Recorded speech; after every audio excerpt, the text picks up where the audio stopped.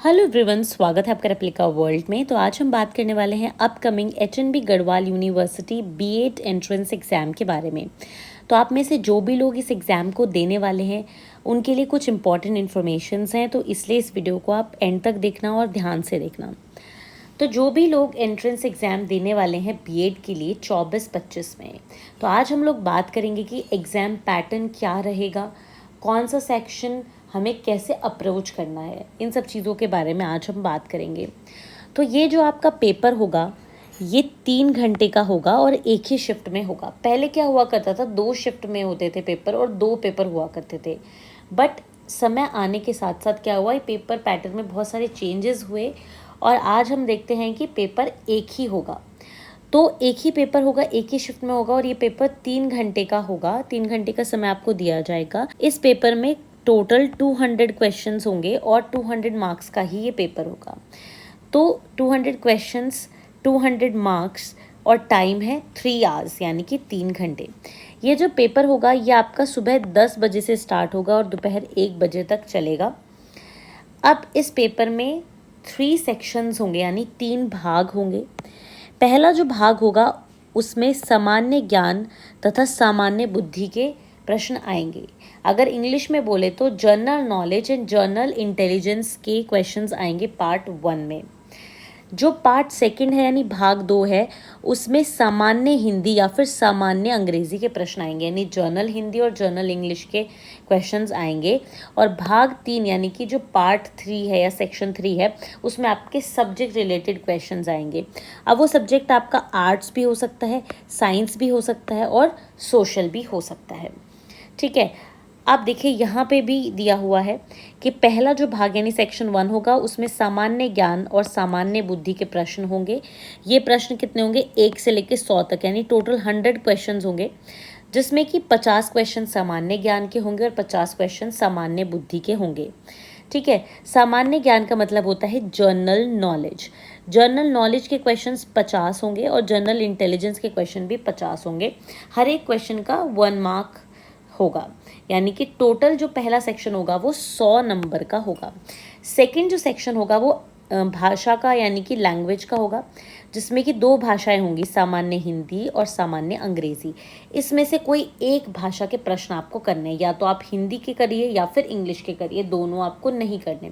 दोनों में 50-50 होंगे, या तो आपको हिंदी के 50 प्रश्न हल करने होंगे या इंग्लिश के 50 प्रश्न हल करने होंगे।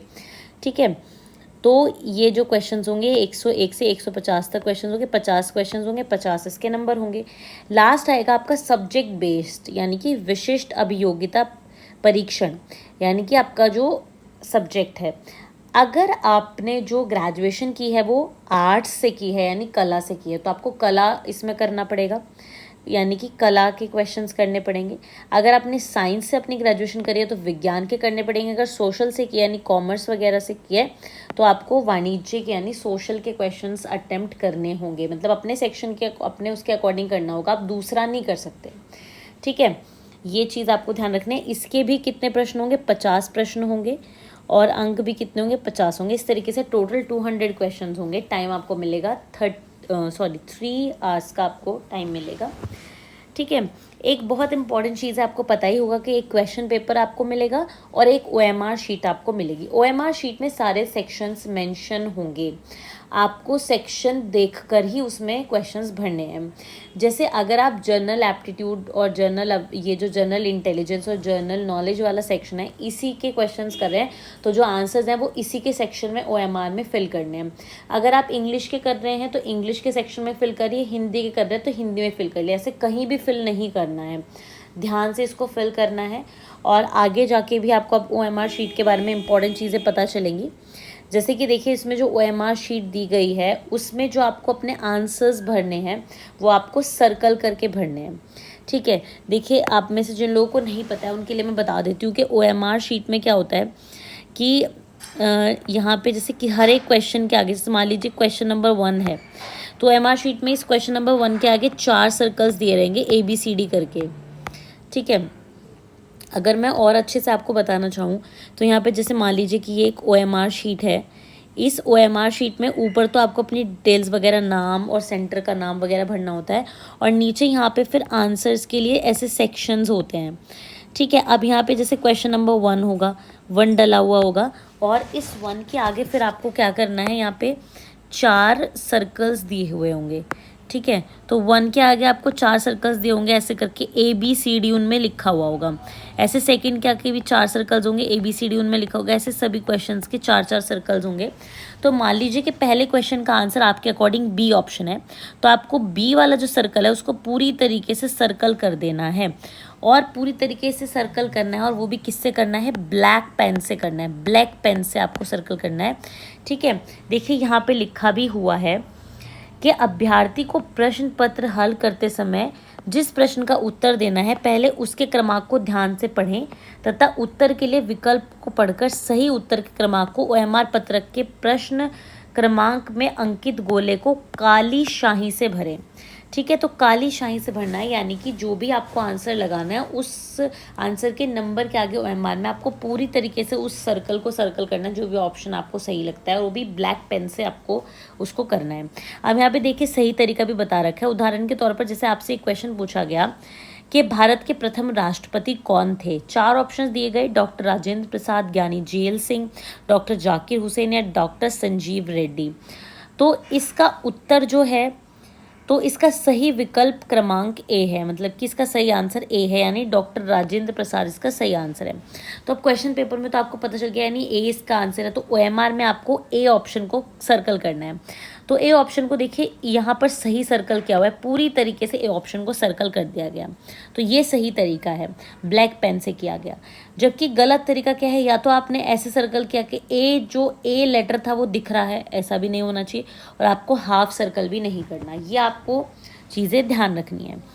ठीक है, और क्वेश्चन नंबर भी आपको ध्यान रखना है कि कौन से क्वेश्चन के आगे आप यहाँ पे गोला कर रहे हैं, यानी इसका सर्कल आप फिलअप कर रहे हैं।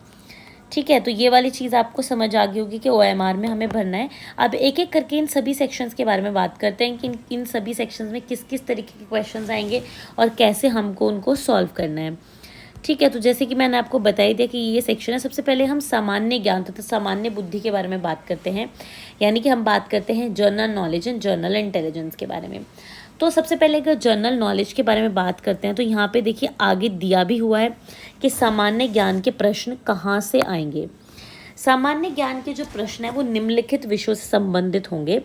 भारतीय इतिहास यानी इंडियन हिस्ट्री से रिलेटेड, भारत का जितना भी इतिहास रहा है, चाहे वो मुगलों से रिलेटेड हो या फिर जो हमारा स्वतंत्रता संग्राम रहा उससे रिलेटेड हो, या और भारत में जो वीर योद्धा हुए, राजा हुए, उनके बारे में, मतलब भारत के इतिहास के बारे में। इसके अलावा भौगोलिक विशेषताओं के बारे में, मतलब इंडिया की जो जोग्राफिकल इम्पॉर्टेंस है, इंडिया कहाँ, मतलब किस तरीके का देश है, वो उसको पेनिनसुला कहा जाता है क्योंकि वो तीनों तरफ से पानी से घिरा हुआ है। इसी तरीके से पड़ोसी देश वगैरह भारत के, ये सब। भारत की संस्कृति के बारे में सवाल आ सकते हैं। वैज्ञानिक तथ्य यानी साइंटिफिक चीज़ों के बारे में भी क्वेश्चंस आ सकते हैं। पॉलिटिकल साइंस से आ सकते हैं। तकनीकी उपकरण के मतलब इंस्ट्रूमेंट्स के वगैरह के बारे में। करंट अफेयर्स यानी वर्तमान घटनाएं। सामाजिक तथ्य, खेल कूद, यानी कि जीके में जो भी चीज़ आती हैं, स्टैटिक जीके हो या फिर आपका करंट अफेयर्स हो, इन सब में से क्वेश्चंस जो हैं आ सकते हैं। ठीक है, ये वाली चीज़ मेरे हिसाब से आपको समझ में आ गई होगी। इसके बाद बात आती है कि जनरल इंटेलिजेंस में कैसे क्वेश्चंस आ सकते हैं। ठीक है, तो जनरल इंटेलिजेंस के अगर मैं क्वेश्चंस की बात करती हूँ तो यहाँ पे भी देखिए कोई ना कोई मेरे हिसाब से सवाल दिया हुआ होगा। चलिए, अगर नहीं भी दिया हुआ है तो मैं आपको बता देती हूँ कि किस तरीके के क्वेश्चंस आते हैं जनरल इंटेलिजेंस में। अगर मैं जनरल इंटेलिजेंस में बात करती हूँ कि जनरल इंटेलिजेंस में किस तरीके के क्वेश्चंस आते हैं, तो जनरल इंटेलिजेंस का मतलब है रीजनिंग। ठीक है, आप में से ज़्यादातर लोगों को पता ही होगा रीजनिंग के बारे में कि रीजनिंग का मतलब क्या होता है। इसमें किस किस तरीके के क्वेश्चंस आते हैं, देखिए एक तो इसमें नंबर सीरीज़ आ जाती है। नंबर सीरीज़, अल्फ़ाबेटिकल सीरीज़ भी आ सकते हैं, नंबर सीरीज़ भी आ सकते हैं। नंबर सीरीज़ में कैसा होता है, जैसे कोई भी नंबर दिया हो, जैसे मतलब 5 दिया हुआ है, उसके बाद 15 दिया हुआ है, ठीक है। उसके बाद फिर मान लीजिए 25 दिया हुआ है और बाद में खाली जगह छूटी हुई है, आपसे पूछा जाएगा कि इस सीरीज को कंप्लीट करो।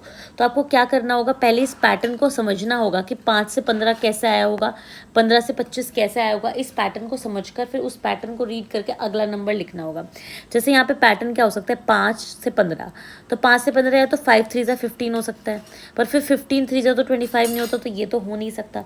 अगर हम प्लस माइनस करके देखें तो 5 और 15 के बीच में कितने का गैप है, 10 का गैप है। और 15 और 25 के बीच में कितने का गैप है, 10 का गैप है। तो 5 और 15 के बीच में 10 का गैप है, 15 और 25 के बीच में भी 10 का गैप है। इसका मतलब जो अगला नंबर आएगा उसके और 25 के बीच में भी 10 का गैप होगा, मतलब +10 करना पड़ेगा। तो 25 में 10 जोड़ेंगे तो कितना आएगा, 35 आएगा। और इस तरीके से सीरीज पूरी हो जाएगी। So this is number series. इसी तरीके से अल्फाबेटिकल सीरीज भी आती है, जैसे मान लीजिए ZWX दिया हुआ है, फिर मान लीजिए ABC दिया हुआ है। इस तरीके से आगे का कुछ मिसिंग है और ये हमें फिल करना है।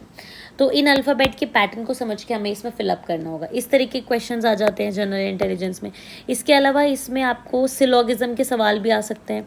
आपने देखा होगा जब आप अब एग्ज़ाम देने जा रहे हैं तो आपको पता ही होगा कि ऐसे जैसे इसमें सिलोगिज्म में ऐसा होता है कि वेन डायग्राम वगैरह के थ्रू पूछा जाता है। जैसे कि मान लीजिए कि एक गर्ल है, ठीक है, और एक लॉयर है और एक वाइफ है, तो इनके बीच में कैसा रिलेशन हो सकता है, डायग्राम कैसा बन सकता है ना। तो डायग्राम ऐसा बन सकता है कि कोई अगर गर्ल है तो वो गर्ल वाइफ भी हो सकती है, लॉयर भी हो सकती है, तो इस तरीके का डायग्राम बन सकता है ना। तो इस तरीके के ये क्वेश्चंस होते हैं, ठीक है। इसके अलावा एक आपको मैथ्स के क्वेश्चंस भी कुछ देखने को मिल जाएंगे, जैसे प्रॉफिट एंड लॉस के कुछ एक आध क्वेश्चन, या मैथ्स के जो थोड़े बहुत एवरेज के क्वेश्चन, परसेंटेज के क्वेश्चन, ऐसा भी कोई सवाल आपको देखने को मिल सकता है। डाइस का भी कोई सवाल आपको देखने को मिल सकता है, मतलब रीजनिंग के आपको सवाल इसमें देखने को मिलेंगे। डायरेक्शन के भी मिल सकते हैं, ठीक है। आपको रैंक वाले भी मिल सकते हैं कि भाई ये बच्चा पूरी क्लास में 15th नंबर पे आया और ये नीचे से 14th नंबर पे आया, तो बताओ टोटल बच्चे कितने हैं क्लास में। इस तरीके के जो ये तर्क वाले सवाल हैं, ये रीजनिंग में यानी जनरल इंटेलिजेंस में आपको देखने को मिलेंगे। कुछ मैथ्स के भी थोड़े बहुत क्वेश्चंस आपको इसमें देखने को मिल सकते हैं, ठीक है। इसके बाद बात आती है हिंदी की या इंग्लिश की। अगर हिंदी की बात करते हैं तो हमें पता ही है हिंदी में किस तरीके के सवाल आ सकते हैं। हिंदी की अगर हम बात करते हैं तो हिंदी में आपको पूछा जा सकता है, विलोम पूछा जा सकता है, पर्यायवाची पूछा जा सकता है, तत्सम तद्भव शब्द पूछे जा सकते हैं, ठीक है। इसके अलावा आपसे हिंदी व्याकरण से चीज़ें पूछी जा सकती हैं, तो हिंदी में तो वही चीज़ें आएंगी। अब देखिए यहाँ पे लिखा भी हुआ है, आप इससे भी समझ सकते हैं। यहाँ पे अंकित भी है, यानी लिखा भी हुआ है कि क्या क्या प्रश्न यहाँ पे आ सकते हैं। देखिए यहाँ पे लिखा भी हुआ है कि सामान्य ज्ञान तथा सामान्य बुद्धि के 50 प्रश्न होंगे, 50 होंगे, ये तो मैंने आपको बता दिया था।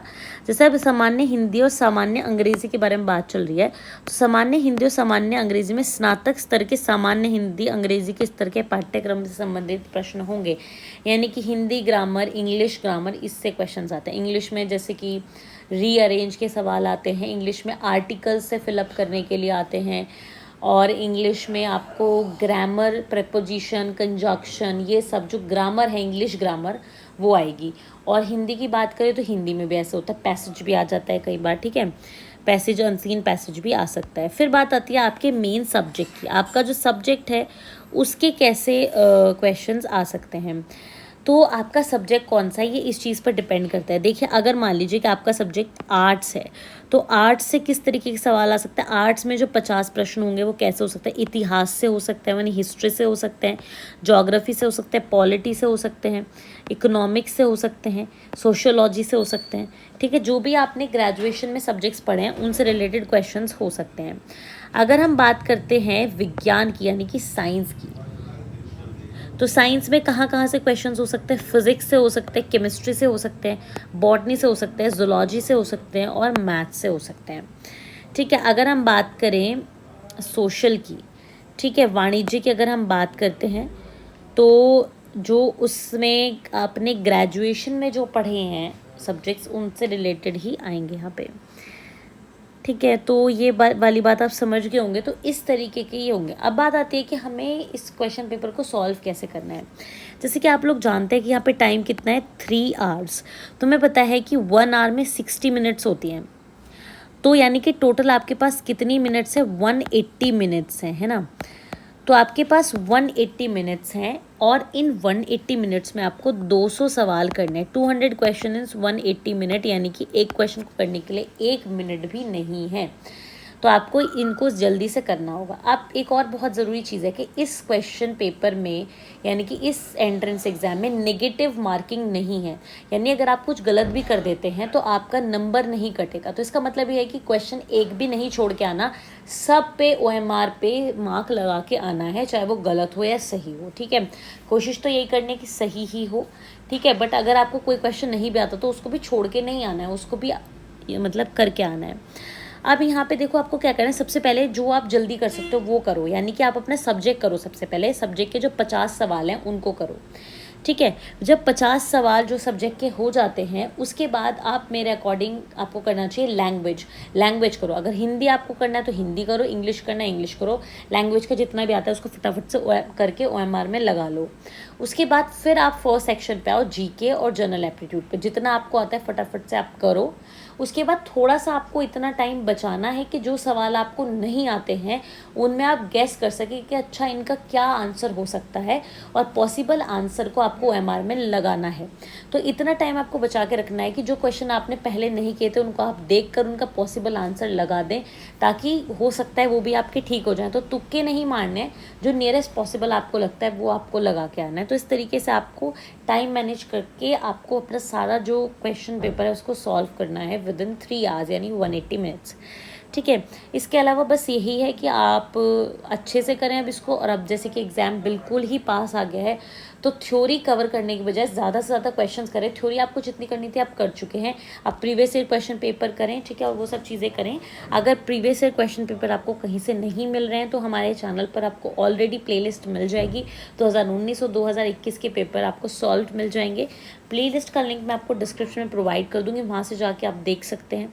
ठीक है, तो ज़्यादा से ज़्यादा क्वेश्चंस करिए और पेपर से एक दिन पहले रिलैक्स करिए थोड़ा, और जाकर अच्छी तरीके से एग्ज़ाम देकर आइएगा। एग्ज़ाम के टाइम पर एडमिट कार्ड ले जाना ना भूलें, और अपनी ID प्रूफ ज़रूर ले लें, जैसे आधार कार्ड या ड्राइविंग लाइसेंस या पैन कार्ड, कुछ भी ले सकते हैं। आपका फ़ोटो ID प्रूफ आपको चाहिए, और एक आपको अपना एडमिट कार्ड चाहिए, और अगर फ़ोटोग्राफ्स की नीड है तो फ़ोटोग्राफ्स भी आप ले जाइए। उसके साथ एक ब्लैक बॉल पॉइंट भी आपको चाहिए।